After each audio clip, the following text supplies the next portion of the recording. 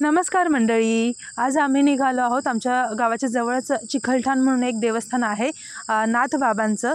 तर तिकडे दर्शनासाठी निघालो आहोत। सकाळची वेळ आहे बघा, साधारण 7:30 वगैरे वाजलेले असतील। तर बाजूने सगळ्या अशा केळी वगैरे लावलेल्या आहेत, त्या पाहत आम्ही सुंदर निसर्ग पाहत, हिरवीगार झाडं वगैरे, शेती सगळी पाहत आम्ही चाललो होतो। साधारण 1 तासभर लागतो आमच्या गावापासून जायला, त्यामुळे आम्ही सकाळीच लवकर निघालो होतो। काही दिवसांपूर्वीच इथे यात्रा पण होती, तेव्हा येणं झालं नाही, तर म्हटलं आता आपण दर्शन करून येऊया देवाचं।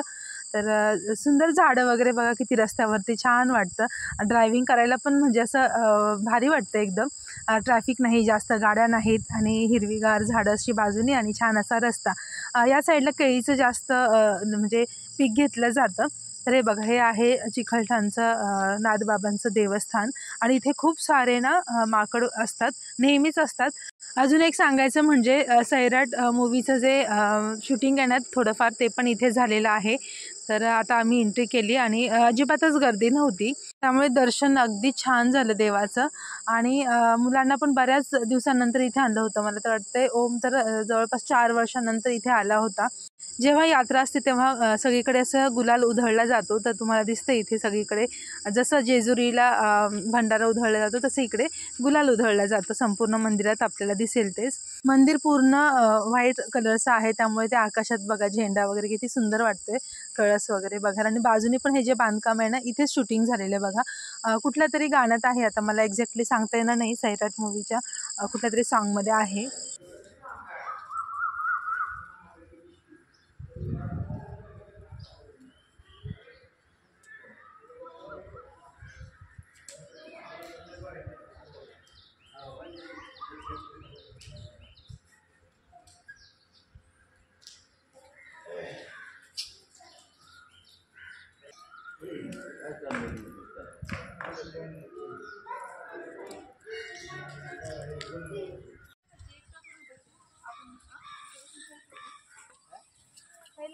हो दादा, कसं खाते गाडीवर बसून।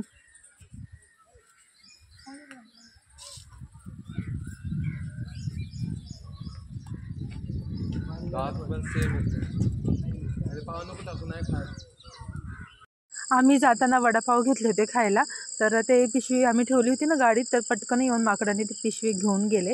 आता म्हटलं एक खाणार की नाही माहिती नाही, पण घेऊन तर गेले। तर इथे पण बघा, सगळे जे ब्लॉक्स वगैरे टाकलेत ना, तिथे पण सगळा गुलाल पडलेला आहे। आणि एक जण आले होते ना, त्यांनी पूर्ण असा केळीचा गड आणला होता आणि ते माकडांना दिलं होतं, तर ते पण खात होते एक एक करून। आणि बाजूलाच बघा असं सुंदर अशी झाडं आहेत आणि त्यानंतर पुढे नदी आहे। जेव्हा यात्रा असते तेव्हा लांबून लांबून लोक येतात ना, ते या झाडांखाली थांबतात, मग चूल वगैरे करून तिथे जेवण वगैरे बनवतात। एक दिवस स्टे वगैरे असतो ना तेव्हा, तर त्यासाठी ही जागा आहे। आता इथे आम्ही गाडी लावली एका झाडाखाली आणि आम्ही पण थोडासा नाश्ता वगैरे केला। ऊन होतं थोडंसं, त्यामुळे मग आम्ही जास्त एकदम नदीच्या तिथे जवळ गेलो नाही, लांबूनच बघत होतो। आणि इथे बरेच दशक्रिया विधी वगैरे पण केले जातात, त्यामुळे आम्ही जास्त पुढे गेलोच नाही। थोडा वेळ थांबून मग आम्ही पुन्हा घरी आलो। बऱ्याच लोकांचं हे कुलदैवत देखील आहे। तुम्ही पण कधी इकडे गेला आहात का, मला नक्की सांगा कमेंट करून।